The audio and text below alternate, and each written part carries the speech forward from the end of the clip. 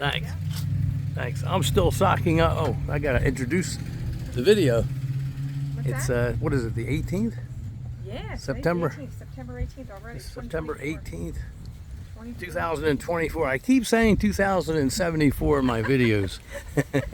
It's a Freudian slip. I'm giving away something of myself in those videos, and you'll figure out what it is. But anyways, I still have some Volley San Juan that are getting ripe here. And so I've got them, believe it or not, I've got them bagged up because the darn birds are so persistent here in this location, and they get into my net. Somehow they get in there and they eat my figs. It's unbelievable. So now I've got them, I put the net all around the best I can, which I had it like that. I really did. As good as I can, even underneath and all around, from the back, from the porch side. There's one that I need to get a bag on, a sock, so I will. But if I do both of these things, then I succeed. And I've got some other late varieties coming in here. So it's not over yet. I've already protected some other small trees from the vicious attacks from the deer, and in the spring I'll take those nets off and get them started. Here I decided, because the deer have been eating half of my tree, you can see how lopsided it is, and that's a really nice tree. I love that tree. But I put a little net here, and I'm gonna secure it a little better, but I tied it in so that they can't come and nibble this side of the tree anymore. I figure that will help, and try and get this side of the tree to grow and fill in the entire tree so it's kind of even eventually. I'll get it. It takes time sometimes, but I will get it. I started pruning, remember, in my other video? And you can go back this year, where I believe the video title was Help. Debbie wants me to cut down my fig trees, some of them. And I made a video about that. And I made a promise that I would be removing a lot of trees, the big ones, which I have done over the years many times. If you look down here, let's look down, okay? And you can see how this tree has just moved from its original location, and it just moved across this area. And I've cut it back over the years, many times. Okay, I'll show you another example of that. But it's time to do a radical haircut on this Ira Condit XL, which was one of the first trees to ever be hybrid successfully in a laboratory. And it was back in the 50s. And I made a really nice video of this tree. It's always very productive. I've still got some bags on this, to keep the birds off, and the birds are getting a few. But now that I have some, they're getting ripe every day. I'll try to show you some before the end of this video. But I made a video of that tree, and it's called Oldies But Goodies. And I would love for you to go back if you really want to see what the variety XL is all about. Ira Condit, one of the greatest fig geniuses internationally of all time, an American scientist, and he was brilliant. And many older experienced figsters know all about Ira Condit. For those of you who are out there that are newbies, you might want to look him up. And I admire him too, and I don't admire many people in the world. I don't. And he was he made wonderful contributions to the fig community. Let's simplify it by saying it that way.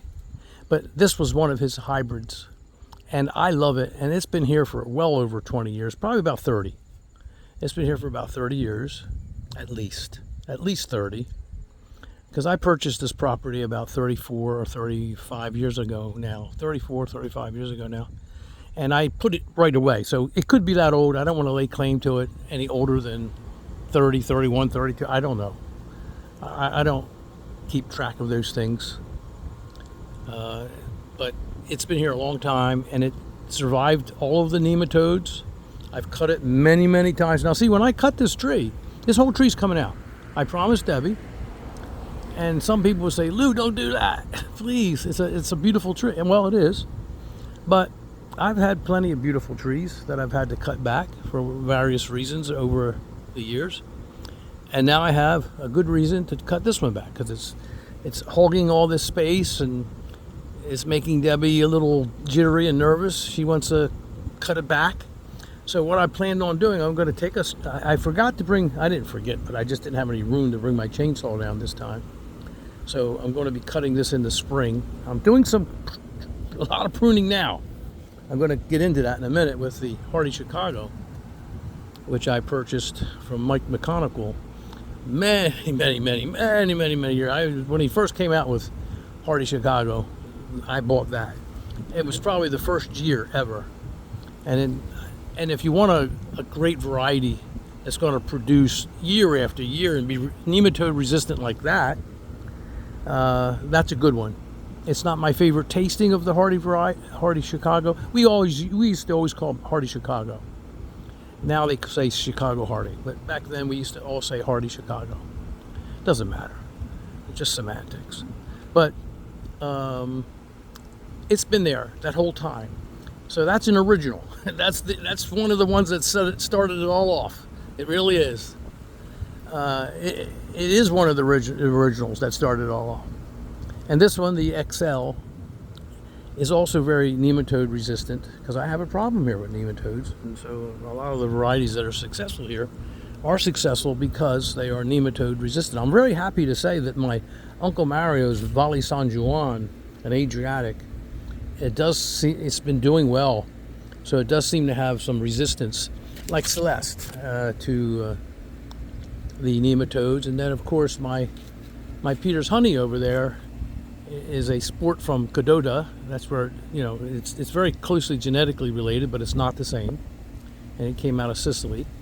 But that Peter's Honey has proven to be as nematode resistant as Cadota. Cadota is the number one, I think, nematode resistant variety. Now they say that LSU Purple has been bred for that purpose.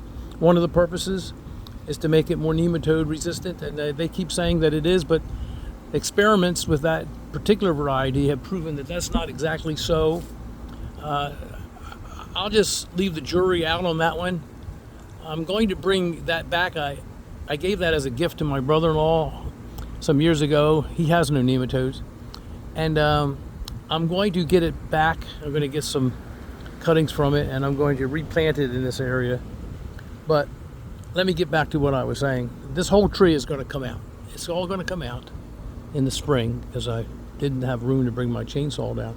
So let me tell you what I'm going to do. I'm going to cut it right down to there, all the way down, right flat to the bottom. And you see those little trees coming up? You see them in the background there? Here's a nice one right here. Let me move it around. You see this? This is a beautiful tree. I don't know if you're seeing it, but very healthy, beautiful. And so I'm going to probably cut that in half so that it puts out new shoots and then there's a couple down there. You see that? I'll let that start to grow, and I'll carefully prune them and shape them the way I want to over the next couple of years, and then I'll have a nice tight bush in here that I can get a net over to protect it from the birds, and it won't look as bad. This has just gotten out of hand. It's got to be cut back. Which brings me to this. Look at all those cuttings down there. Gosh, I cut this Hardy Chicago back. Look at that.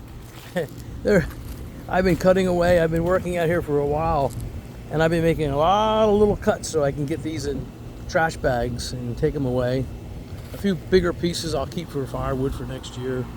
But I've been cutting away and cutting away. And you can see that, what I've been doing. And I'm going to cut that all the way down. I'm going to cut, this tree is going to be cut back. Now I'm going to tell you a little story, and you're going to get bored. If you do, click me off. But you might pick up a pointer or two from here on out. But I'm going to cut this about the level of the top of this air conditioner. So it hides the air conditioner and it fills in. And, you know, it's still a nice controllable height. And all of these excesses, which I have already started to cut away, as you can see. All of these excesses are going to be cut away. That whole tree is gone. That whole tree is gone. And all of this is gone. All of it, right down to about here, where I'm showing this. You know. Now, one of the reasons why I put these pieces of yellow string is because I told the story before, but I'll tell it real fast. Okay? Back then, when I planted this hardy Chicago, I also planted Black Mission. And Black Mission is more susceptible to the cold than hardy Chicago. And one year, I had a 25-foot tree here. That's going over the rain gutters already. That's Black Mission up there. That one, that's Black Mission. I'm going to show you the leaf structure in a minute, as opposed to hardy Chicago. But there was one cold winter, and the Mission died back all the way to the ground. And so after that, the hardy Chicago did not die, and it just overtook. It overshadowed. It shaded out the Mission and started growing, and that was the end of that, except for every once in a while I would notice that there was some Black Mission trunks growing alongside of my hardy Chicago trunks in my tree. A very dense tree. As you can see, all the cuttings here. You can see I just began to cut it back, but I've cut a lot of it out of here. But it's all going to be gone, okay? And I'm going to leave the Black Mission because I want to keep it. It survived all these years in the shadow of the hardy Chicago. And recently it's popped out even above it. You see the highest tree, the highest part of this tree now, and you can look at those leaf powders. Let me go up there and show you the Mission. Oh, let me go up here.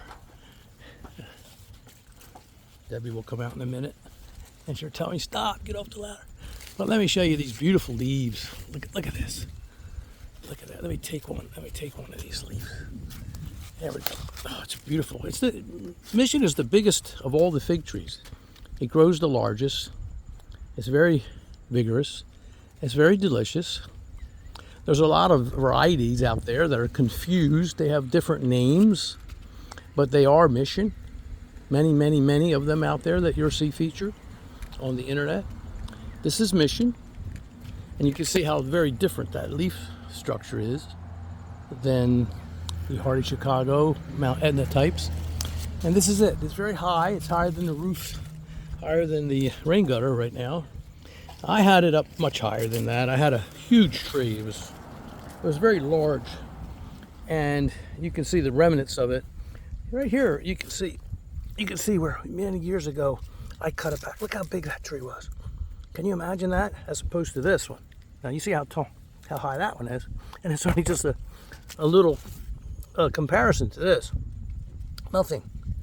And that tree, and that one, and that Mission part was so high, and people used to come around, and friends from the neighborhood and some relatives, and they used to pick. There were so many figs on this tree, you wouldn't believe it. But then when it died back and I cut it, again, the Mount Etna took over, and it's been that way for over 20 more years, 25 years, 27, 28, who knows, 30.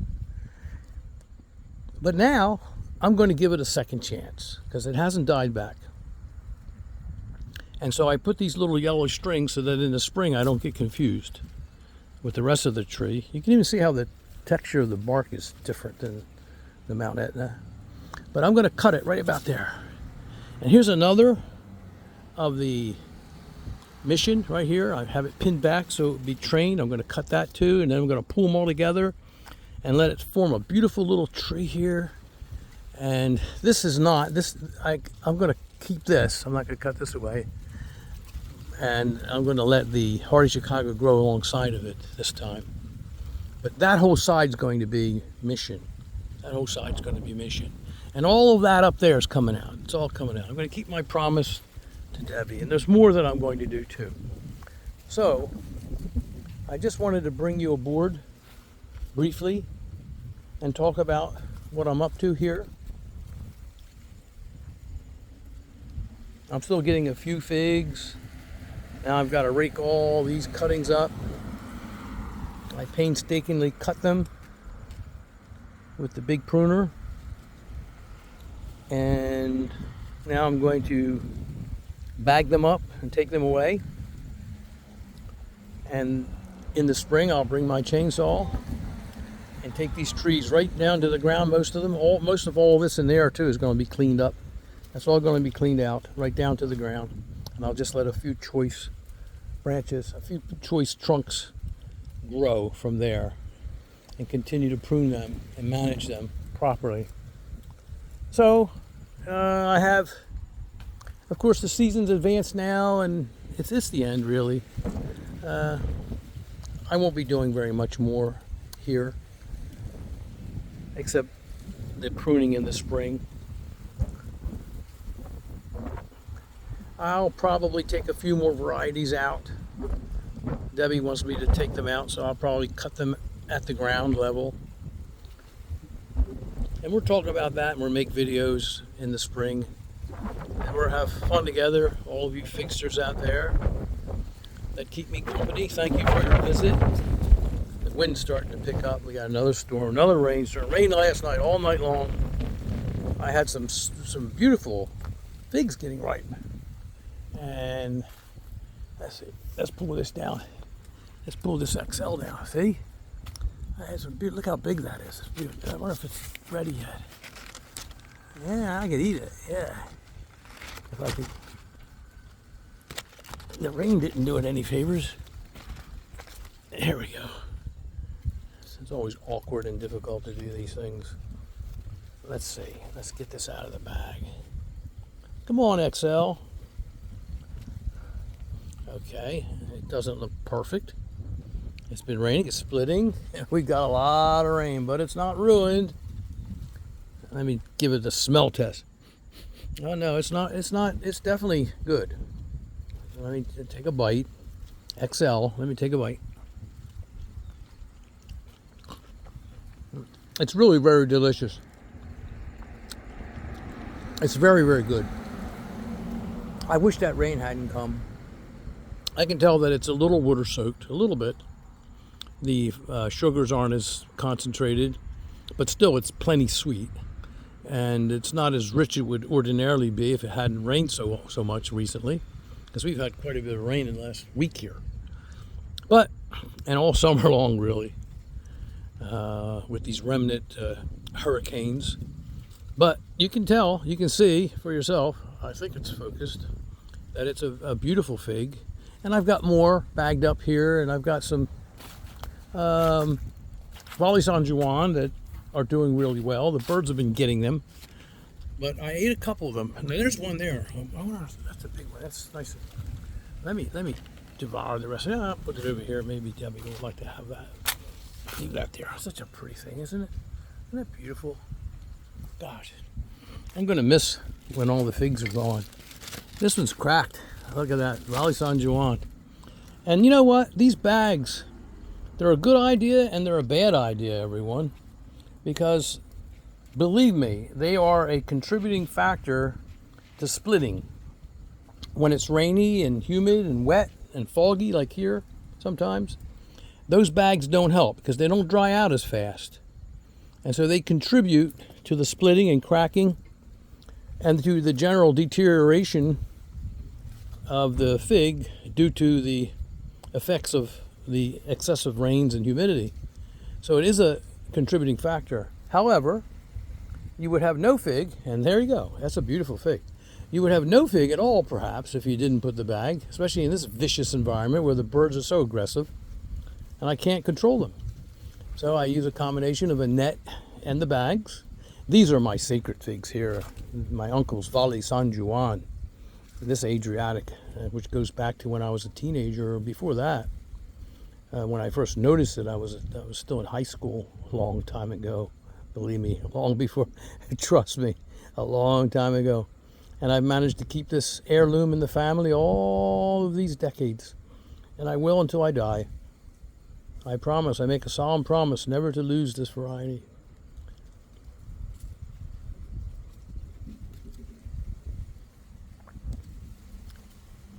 So, maybe I'll take a bite of this and see. I know it's waterlogged, but at least, again, it's been saved from the aggression and the ultimate destruction of the birds. Oh God! You can't hurt this fig.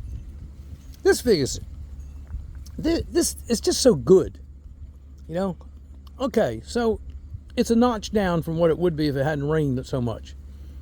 But when these things are ripening on the tree and they're not affected by the excessive rains, I'm telling you, this is one of the most delicious figs in the world. It is. It's just one of the most delicious figs I've ever tasted. I love this fig. I love it. I rank it up there. I mean, in a way, it's more valuable than, in this zone, it's more valuable than my Italian 258s and more valuable than my Black Madeira and other tasty varieties, because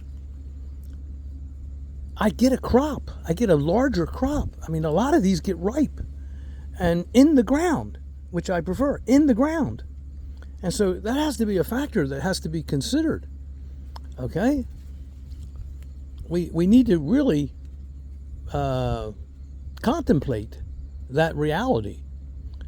When a fig is practical, when you can put it in the ground, when you can have a lot of figs mature and ripen, and they're delicious, and the tree gets a lot of other high points because it's just got lots of good characteristic traits, all of that needs to be considered when we evaluate and when we value our figs. When we consider them next to one another, which ones are better and which ones are worse. I just would never, ever want to ever not have this in my collection. So let me put this up here with the XL. Debbie may want to take a bite of that. I'm going to ask her to. And with that, thank you for your visit. I've got my work cut out for me now, and so I'm going to get back to work. I hope you enjoyed this video, and if so, please subscribe. I do feed off of that. I look to see who's still subscribing, if people are still interested in my videos, and for as long as you are, I will continue to make them. Good day.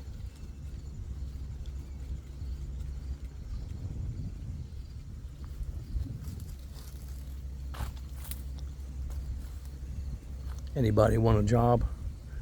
You're hired.